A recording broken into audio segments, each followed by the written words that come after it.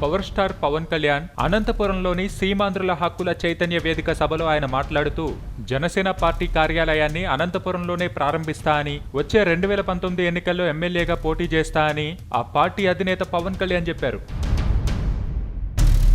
తాను ఇప్పటిదాకా హైదరాబాద్లో జనసేన కార్యాలయాన్ని పెట్టాయని చెప్పారు. అనంతపురంలో ఇప్పుడు ప్రారంభిస్తా అని, 2019లో ఎమ్మెల్యేగా పోటీ చేస్తా అని తెలిపారు. ఓటు వెయ్యండి వేయకపోండి, నేను మాత్రం పోటీ చేస్తా అంటూ చెప్పుకొచ్చారు. గెలుస్తానా ఓడిపోతానా అనే దాంతో సంబంధం లేకుండా నేను రాయలసీమ తరపున పోరాటం చేస్తా అని చెప్పారు. రాయలసీమ బాధలను ఢిల్లీ దాకా తెలియజేస్తా అంటూ చెప్పారు. ఇక్కడ భూమి ఉండి నీరు లేక వెళ్లిపోతున్న వారు ఎందరో ఉన్నారంటూ ఆవేదన వ్యక్తం చేశారు.